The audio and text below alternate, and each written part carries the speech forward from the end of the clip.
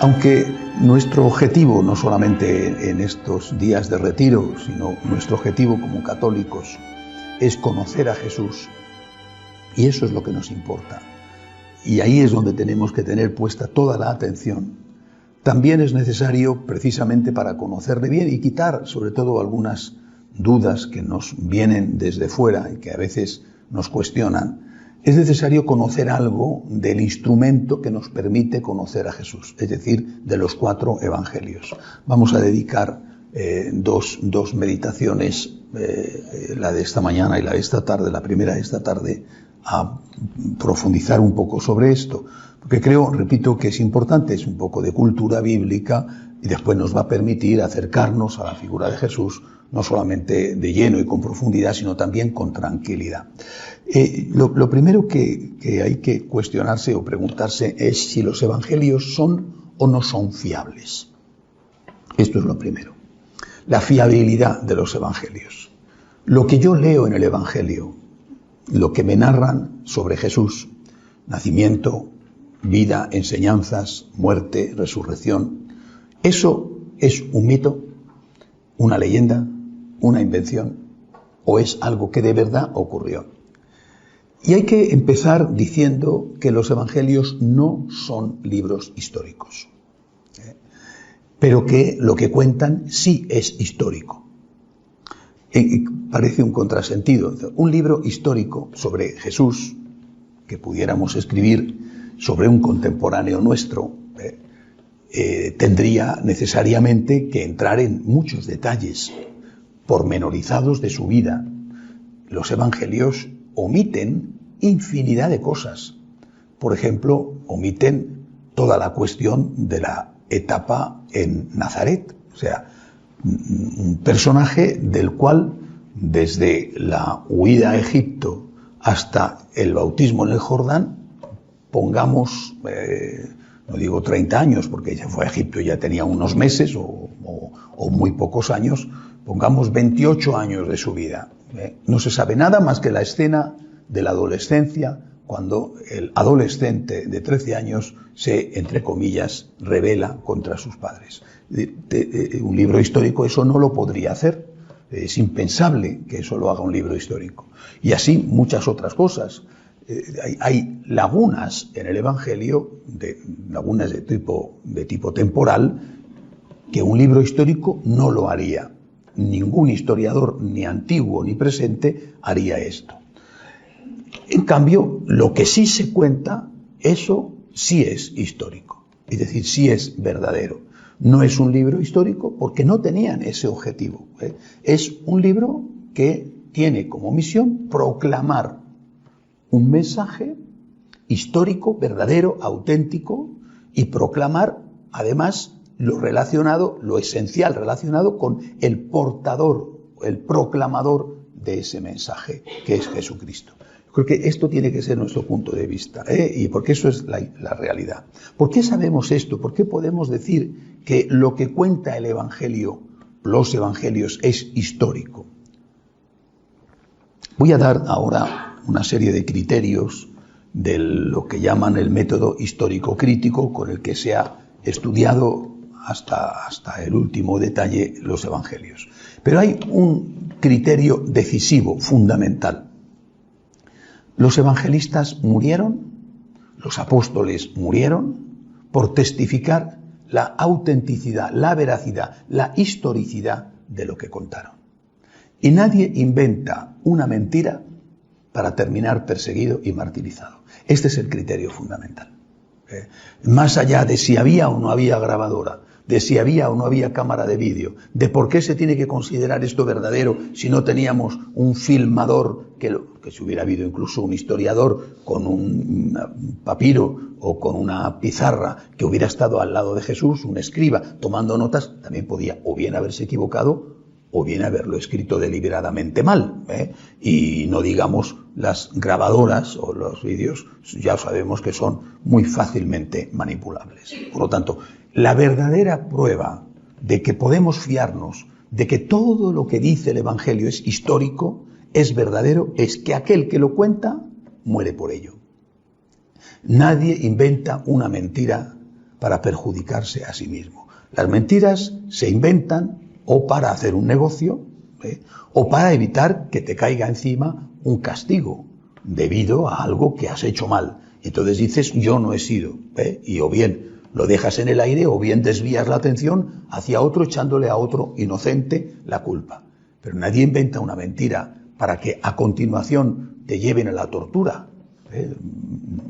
Hay que ver un poco la génesis. En el año 33 aproximadamente, porque esto de las cuentas depende de cómo se mire, pero consideremos la tradición. Año 33 muere nuestro Señor. Año 34 ya muere el primer mártir, San Esteban. Año 34, al año siguiente muere, ya se ha desatado la persecución. Ya está San Pablo camino de Damasco para intentar prender cristianos, lo cual significa que en el año 34-35 ya estaban los cristianos en Damasco, por ejemplo. Bueno, pero es que en el año 44 Herodes manda matar a Santiago Apóstol, que es el primero de los apóstoles que muere. Es que en el año 64, del 64 al 68, estalla la persecución de Nerón. Es decir, tú ves que esa gente no vivió nunca del cuento. Yo me invento una historia o parto de un fondo histórico pequeño, una especie de semilla histórica, pero después lo adorno, lo invento, lo redondeo, construyo un mito en torno a una pequeña célula histórica. ¿Pero para qué lo hago? Para vivir de eso, que me den dinero, y yo ser el jefe de este grupo o uno de los jefes de este grupo. Pero bueno, después viene la persecución y cuando llega la persecución estos tenían que haber dicho, oye, que todo esto es mentira, que me lo he inventado o que nos lo hemos inventado. Es decir, no, que o no existió o no murió como murió, o no resucitó, o no enseñó lo que enseñó. Y oiga, que todo esto es mentira, que es una invención que hemos hecho unos cuantos para poder vivir de la ingenuidad y de la bondad de estos a los cuales hemos engañado. Bueno, son vendedores de crecepelo, que te prometen que vas a tener una cabellera abundante echándote una colonia barata. Pero cuando llega el momento al que el vendedor de crecepelo le dicen, vas a ir a la cárcel por decir esto, el vendedor de crecepelo dice, no, es que estamos mintiendo. Bueno, yo creo que este es el gran criterio. Por eso, cuando una persona, sea quien sea, pone en duda la autenticidad de lo que contiene el Evangelio y dice que no se puede saber por el hecho de que no había unas pruebas que hoy podríamos tener con las cámaras de televisión en directo que lo transmiten inmediatamente y que se recoge y se multiplica a través de internet, de WhatsApp o de lo que sea. Pero primero uno se pregunta dónde ha estudiado, para empezar, diciendo, le habrán dado el título a lo mejor en una rifa, ¿no? El 5 te ha tocado, toma, ya eres licenciado, porque no puedo entender que lleguen a este nivel de ignorancia.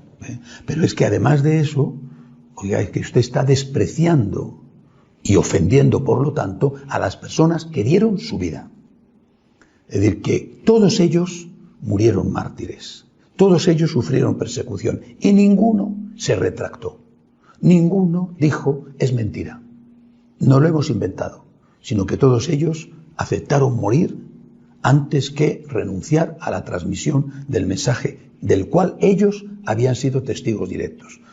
Después, lógicamente, los demás se apoyaron en ese mensaje, y ese va a ser la génesis que intentaré explicaros hoy y esta tarde sobre cómo se va a ir elaborando ese evangelio. Pero este es el criterio fundamental por el cual podemos tener la certeza de que lo que cuenta el evangelio es histórico, es verdadero, aunque, repito, no sea un libro de historia. No tenían ese objetivo. Insisto, un libro de historia lo habría hecho de otro modo. Ya había entonces libros de historia. Bien, dicho esto, vamos a pasar a ver estos criterios que emplean los investigadores del Evangelio, que lo que llaman ellos los criterios de la investigación histórico-crítica. Los leo no porque para nosotros sean importantes, no somos especialistas, sino para que veáis que el estudio de la historicidad de los evangelios ha sido tomado muy en serio. Naturalmente, a los primeros a los que nos interesa hacerlo es a nosotros los cristianos, porque somos los que estamos siguiendo este personaje, somos los que estamos intentando adaptar nuestra vida a sus enseñanzas. Por tanto, es a nosotros, a los primeros que nos interesa estar seguros de que el personaje existió y de que lo que dicen que dijo, de verdad lo dijo.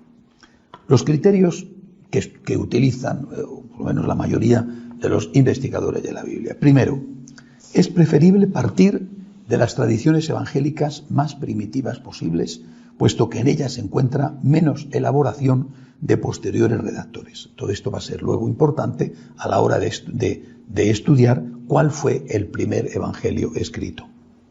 Segundo, tienen más probabilidad de ser auténticamente históricos aquellos datos que aparecen referidos en diferentes fuentes y están expresados en distintos géneros literarios.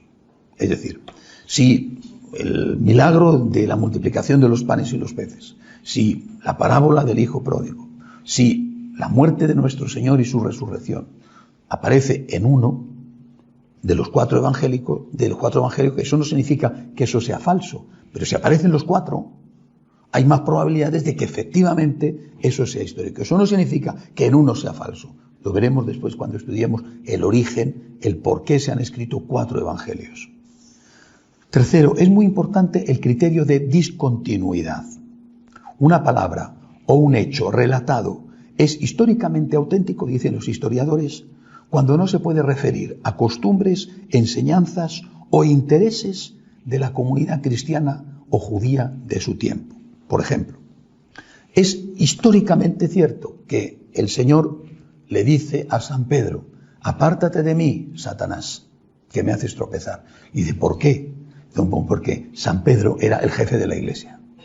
Y que el Evangelio diga que el jefe de la iglesia fue apostrofado por el fundador con la palabra Satanás, eso no se lo puede inventar, porque San Pedro diría, oye, ¿qué me estás contando, no? ¿Que me estás dejando mal?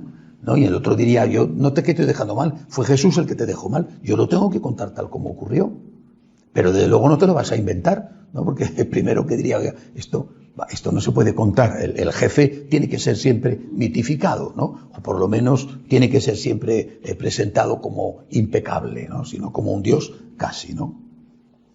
Por ejemplo, la escena de la triple negación de San Pedro antes del canto del gallo. ¿Cómo?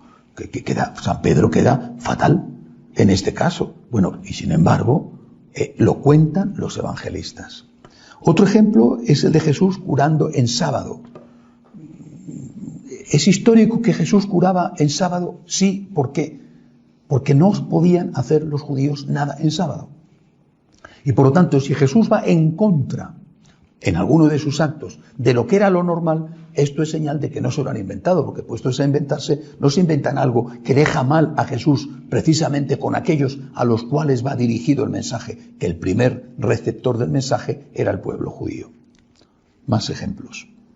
Cuando Jesús se deja lavar los pies por la adúltera, cuando se narra la escena de su visita a la casa del publicano, un caso clarísimo de discontinuidad cuando Jesús rechaza el divorcio.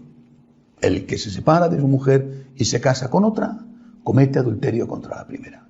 ¿Por qué? Porque en el mundo, no solamente en el pueblo judío, en el pueblo griego, en el pueblo romano, en el mundo en que ellos se desenvolvían, el divorcio era algo totalmente asumido. ¿Cómo va a inventarse el evangelista la oposición de Cristo a algo que va en contra de los intereses de la nueva religión? Porque suponía exigir muchísimo a los seguidores de esa nueva religión. De hecho, el Evangelio es tan naif, tan inocente, que hasta cuenta los rechazos. Es decir, cuando Jesús dice esto, hay ahora no recuerdo quién de los apóstoles, que dice, si eso es así, no merece la pena casarse. Es decir, está contando que incluso en aquella comunidad, aquello causó sorpresa, desde luego, y también malestar. Si eso es así, no merece la pena casarse. Y de Jesús no retrocede y dice, bueno, vamos a ver, que aquí me estoy jugando, que me sigan la gente. Y Jesús dice, pues el que no quiera, el que no pueda con esto, que no lo haga, pero que se haga, que se consagre para el reino de Dios, ¿no? Es decir, os he puesto simplemente unos ejemplos, ¿no? Pero cuando los historiadores analizan con detalle los evangelios, dicen esto, estamos completamente ciertos de que ocurrió así. Insisto, eso no significa que lo otro no ocurriera, pero estos son pruebas de que los evangelios son auténticamente históricos, que narran cosas que no hubieran podido ser inventadas, porque van en contra de la cultura y en contra, por lo tanto, de los intereses de aquellos que están intentando difundir la nueva religión. A la vez hay también otro criterio contrario, llamado criterio de continuidad, es decir, aquellas cosas que forman parte de un contexto y que, lógicamente, tenían que haber ocurrido así, esas podemos estar seguros de que también son verdaderas. El caso de la última cena. En la última cena, dices, no aparecen mujeres. No significa que no hubiera mujeres. ¿Por qué? Porque seguramente las mujeres estaban sirviéndoles la cena. Porque es que eso era lo normal. Es decir, eso era lo corriente. Que hubiera habido mujeres cenando con el grupo de los apóstoles, qué sé yo, María Magdalena, por ejemplo, María la de Cleofás, la Santísima Virgen, eso hubiera supuesto un escándalo innecesario. Cuando el Señor tenía que hacer una cosa para defender a la mujer, para curar a un enfermo en sábado, lo hacía. Pero cuando no era necesario, no tenía por qué romper las costumbres de su tiempo. Máxime cuando él tenía un especial interés esa noche, antes de que los apóstoles lo supieran, tenían especial interés en proclamar no solamente el sacramento de la Eucaristía, sino también el del sacerdocio reservado a los varones. Siguiente criterio. Pueden considerarse históricamente ciertas aquellas situaciones, palabras y hechos, este es el que os acabo de decir, el criterio de continuidad. Deben aceptarse como históricos aquel hecho que explica toda una serie de acontecimientos que sin él carecerían de sentido. Esto se refiere, en particular, a los grandes acontecimientos de la vida de Jesucristo, es decir, el nacimiento. Diga, vamos a ver, si no nace, bueno, no existe nada más, ¿no? La vida, este señor tuvo que vivir, no es un mito, no es una leyenda, existió. Su muerte, la forma en que se produjo su muerte y sobre todo su resurrección. Si no hubiera muerto y resucitado, muerto de aquella manera y resucitado, no era posible que los evangelistas, que los apóstoles hubieran llevado a cabo la tarea que llevaron. Porque el propio evangelio cuenta cómo los apóstoles se acobardan y huyen. Vuelvo a repetir el caso de Pedro, negando 3 veces en la noche del Jueves Santo. Y después, cuando aparece el Señor resucitado, los apóstoles que están escondidos, incluso en Pentecostés, que ya ellos saben que ha resucitado, están, dice el Evangelio, están con las puertas cerradas por miedo a los judíos. O sea, esta gente acobardada, esta gente tiene una fuerza extraordinaria que no tenía para poder lanzarse a proclamar el mensaje, para no tener miedo a morir en esa proclamación. Es decir, hay hechos que narra el Evangelio que son históricos porque dan sentido a otras cosas que si no, inevitablemente no hubieran ocurrido. Siguiente criterio. Todo lo que perjudica al que lo cuenta, seguro que es cierto. Este podría ser, como os he dicho antes, el criterio definitivo, ya que nadie inventa algo para hacerse daño a sí mismo. Bien, estos son los criterios que usan los historiadores, lo que llaman ellos el método histórico crítico. Simplemente para que tengáis alguna idea de la seriedad con que se ha estudiado la historicidad, la fiabilidad de los evangelios. Bien, todo esto lo podéis tener después en el libro, lo podéis leer con más calma. Otro punto es cuándo empiezan a escribirse los evangelios. Bueno, aunque lo veremos después caso por caso, hay que decir, yo creo que algo muy importante que a nosotros en nuestra época se nos olvida. En aquella época la escritura era normal, había bibliotecas, pero no era tan normal como hoy.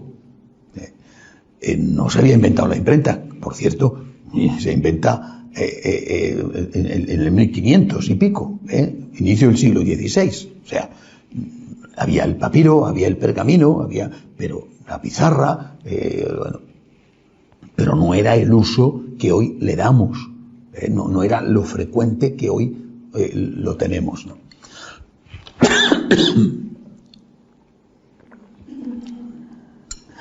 ¿Qué es lo que se usaba entonces para transmitir las cosas? Se usaba lo que se llama todavía hoy la transmisión oral, la tradición oral. Es decir, aquella gente tenía unas costumbres que nosotros hemos perdido, en buena medida hemos perdido, que les permitía retener en la memoria grandes cosas. Usaban lo que se llaman reglas o normas mnemotécnicas, es decir, juegos de palabras que les permitían recoger, retener en la memoria largos párrafos que después transmitían. Y bueno, esto nosotros hoy no lo tenemos. No lo tenemos porque se nos olvida hasta lo que hemos hecho unos minutos antes. Era distinto. También en aquella época andaban, por ejemplo, grandes distancias a pie. Y hoy nos parece increíble que pudieran hacerlo. Pero es que estaban acostumbrados a eso.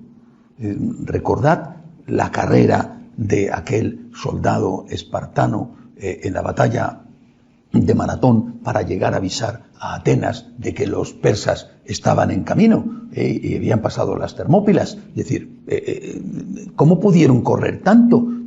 Porque estaban preparados. Era su cultura. Más aún, todavía hoy se sigue haciendo en determinados ambientes.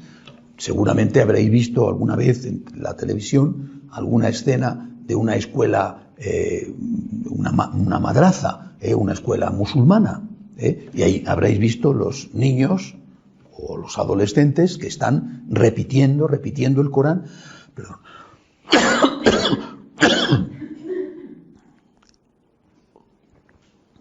Repitiendo el Corán hasta que se lo aprenden de memoria.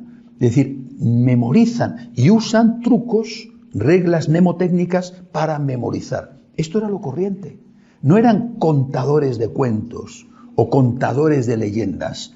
En este caso eran contadores de historias, pero usaban los mismos métodos que los contadores de cuentos, que los contadores de leyendas, para poder recordar las cosas. Jesucristo no iba acompañado de un escriba que tomaba notas de cada palabra que él decía.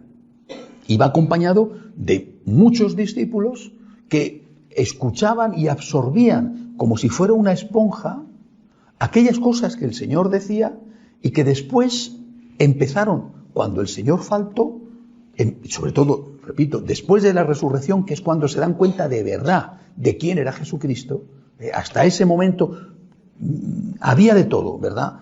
Pero seguramente no terminaron de verle como el Hijo de Dios, el Dios verdadero hecho hombre, hasta que no resucitó y sobre todo hasta que no vino el Espíritu Santo en Pentecostés. A partir de ese momento se hacen conscientes también de cuál es su misión. Hemos sido testigos, le hemos visto, le hemos tocado, hemos comido con él, le hemos abrazado, hemos puesto la cabeza en su hombro, nos ha abrazado, ha llorado con nosotros, ha reído con nosotros. Tenemos que contar, tenemos que enseñar, porque un día ya no estaremos. Eso empieza a pasar, repito, de forma inmediata después de la resurrección. Pero cuando ya el grupo empieza a crecer, a diseminarse, la gente que no ha conocido a Jesús, porque en aquel momento sí lo habían conocido, estaban allí, pero cuando empieza a crecer el grupo, aquellos que en Damasco, por ejemplo, o en Roma, aquellos que empiezan a creer en esta religión, judíos o no judíos, requieren unos datos dinos qué ha dicho, dinos qué ha enseñado. Y ya no tienen a los testigos directos que puedan contarlo. Y entonces se les urge a esos testigos que lo pongan por escrito. La transmisión oral, de forma natural, da paso a la transmisión escrita. Es decir, a la escritura de eso que hasta ese momento se ha transmitido oralmente. Muy especialmente cuando empieza la persecución. Repito, al año ya matan a San Esteban. 10 años después matan al primer apóstol. Año 44. 20 años después empieza la gran persecución de Nerón. Entonces, esta gente se da cuenta no solo de que necesita tener escritos para ir a presentar el mensaje a sitios para aquellas distancias alejados, sino también a que se están muriendo por edad.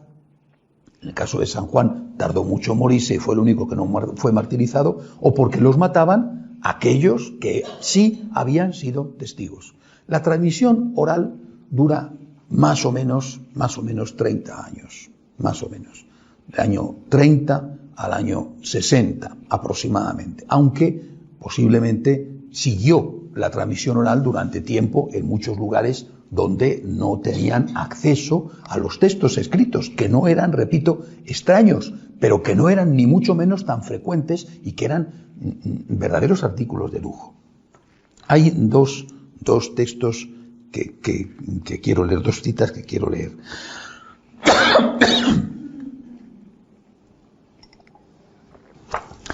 Uno de estas citas es de un contemporáneo de Cristo, tan culto como fue Séneca. Ya sabéis que fue el preceptor de Nerón y que fue mandado a asesinar por Nerón.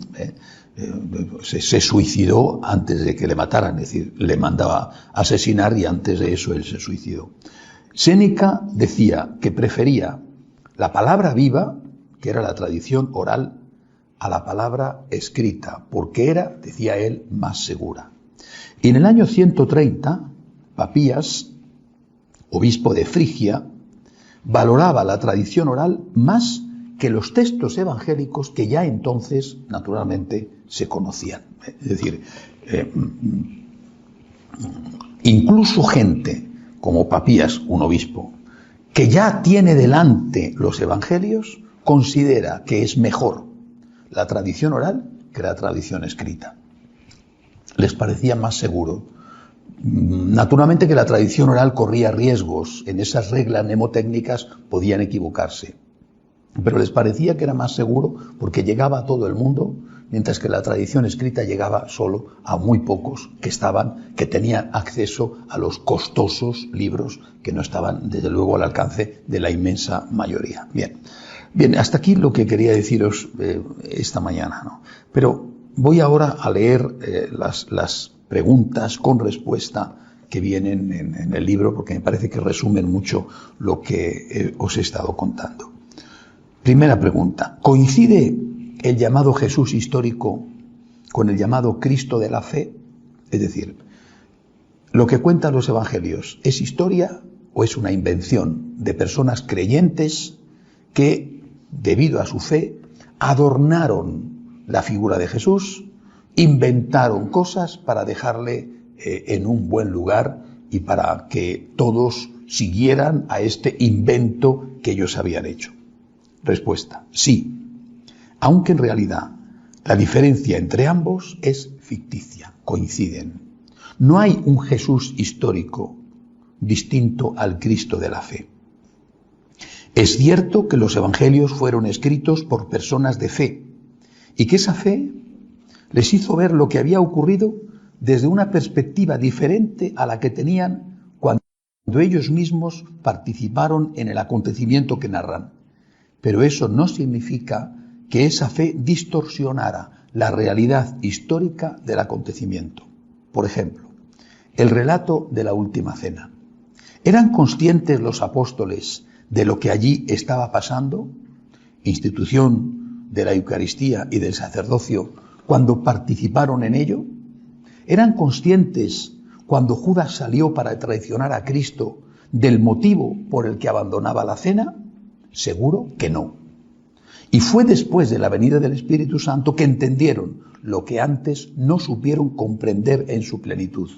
Cuando más tarde lo contaron, lo hicieron ya como creyentes, que daban a cada gesto del Señor, el lavatorio de los pies, y a cada palabra suya un significado que ellos mismos no habían comprendido cuando Cristo los llevó a cabo. Pero eso no significa que contaran algo diferente a lo que ocurrió, pues solo se limitaron a narrar lo sucedido, pero desde la perspectiva del que los ve con ojos de la fe y entiende por eso, en su plenitud, lo que Cristo quiso hacer y enseñar aquella noche. Es decir, yo veo que sucede algo, lo que sea, un niño en su casa, ¿no? Por ejemplo, ve que su mamá se pone a llorar. Y no lo entiende, es un niño, no lo entiende, ¿no? A lo mejor pasa el tiempo y entiende que ese día su mamá estaba llorando porque su papá le había dicho que se divorciaban, por ejemplo, o porque había muerto la abuelita, ¿vale? El niño en ese momento no entiende el por qué su mamá llora, pero tiempo después lo comprende y lo cuenta. Mi mamá se puso a llorar el día en que murió mi abuelita. ¿Era consciente el niño cuando veía a su mamá llorando de que estaba llorando por la muerte de la abuelita? No, después lo entiende. Pero está inventándose cuando lo cuenta, años más tarde, ¿está inventándose que su mamá se puso a llorar? Tampoco. Está contando que su mamá se puso a llorar, que es histórico, y está diciendo el motivo por el cual se puso a llorar. Porque ahora ha averiguado, quizá porque se lo ha dicho su madre años más tarde, ahora ha averiguado que el motivo era porque había muerto la abuelita. Es decir, cuando los apóstoles participan en el acontecimiento, esto es lo que no hay que olvidar nunca, no son creyentes, son amigos de Jesús, amigos de verdad, dispuestos a todo por Él. Creían sin duda en una especie de presencia divina en Él, le veían como el Mesías, como un enviado, como un gran profeta, como alguien extraordinario, todo eso sí, pero Dios, era muy difícil que ellos lo aceptaran como tal, entre otras cosas porque el judaísmo es radicalmente monoteísta, un solo Dios, y eso suponía para ellos la ruptura de todos los esquemas hasta que entendieron de un solo Dios y tres personas distintas, que era bastante difícil de entender. Veían lo que hacía Jesús, a veces lo entendían, otras veces no lo entendían, les chocaba, les sorprendía. Cuando Jesús entraba en casa del publicano, cuando Jesús dejaba que la adúltera le limpiara y le besara los pies, cuando rechazaba el divorcio, cuando cuando dijo el discurso de que su cuerpo era verdadera comida y verdadera bebida, y muchos se fueron escandalizados porque pensaban que estaba hablando de canibalismo. Es decir, eran testigos de unas cosas que a veces entendían y otras no entendían. Los milagros les hacían comprender la grandeza de Cristo. Estamos ante alguien extraordinario. Nadie puede hacer las obras que Él hace si no está Dios detrás. Esto viene escrito en el Evangelio. Pero de ahí a creer en su divinidad, había un paso importante. Solo después de la resurrección y sobre todo después de Pentecostés se dan cuenta. Después de la resurrección, bueno, es curioso que el primer testimonio, el primero de la fe en la divinidad de Jesús, viene en vida de Jesús. Y viene en vida de Jesús precisamente por San Dimas, el buen ladrón, que estando muriendo con él le defiende delante del mal ladrón, y le dice, no te da vergüenza insultar tú a Dios estando en el mismo suplicio que él. Él ya le confiesa a Dios.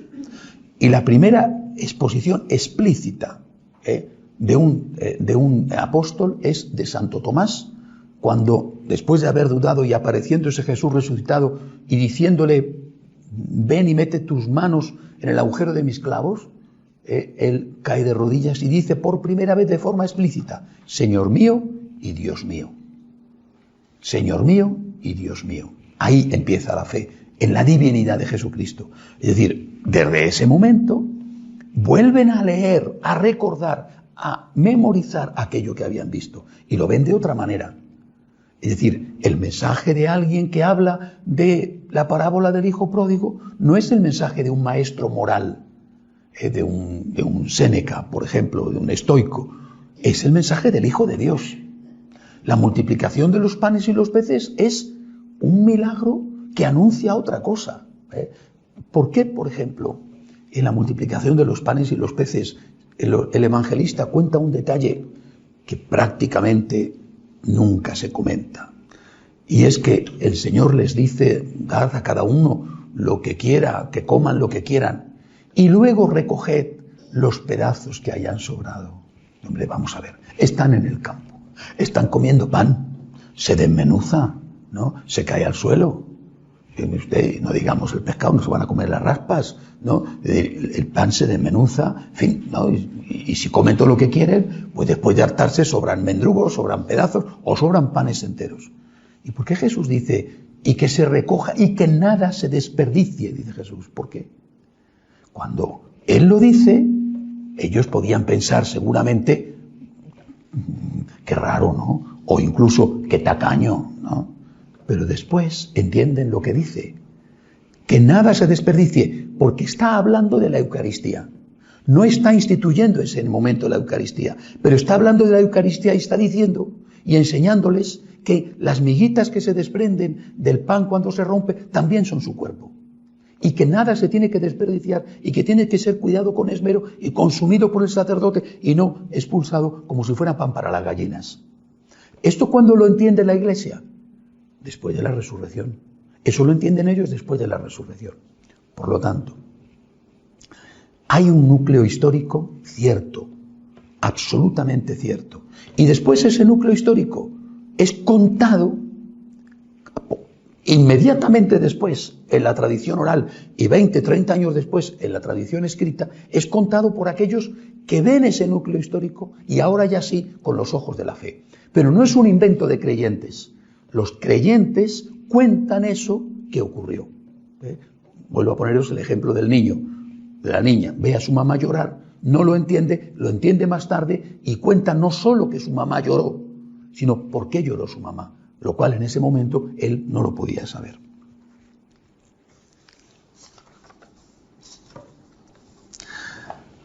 ¿Es fiable la tradición oral que precedía a la escritura de los evangelios? Nuestro prejuicio moderno hacia la transmisión oral de conocimientos nos lleva a desconfiar de todo aquello que no esté escrito y, a ser posible, documentado con medios audiovisuales que no permitan manipulación. Pero este es un prejuicio que resulta injustificado cuando se aplica a una época como la de Cristo y los años posteriores, pues entonces la tradición oral era la que se usaba habitualmente para transmitir conocimientos y porque con mucha frecuencia los que la escuchaban habían sido testigos de los que decían, los que narraban tanto las enseñanzas como la vida de Jesucristo. Sobre todo, lo mismo que la principal garantía de autenticidad de lo que se enseñaba en las primeras comunidades cristianas era la sangre de los que preferían morir antes que renegar de los hechos que habían presenciado, esa garantía vale tanto para la primera transmisión de esos hechos como para la que vino a continuación cuando la tradición oral se puso por escrita. Además, algunos de los responsables de la tradición oral fueron también los que empezaron a escribir, San Mateo, o los que la enseñaron a los que la escribieron, San Marcos, que la aprende, por ejemplo, de San Pedro. Incluso en los libros de historia, los así llamados libros de historia,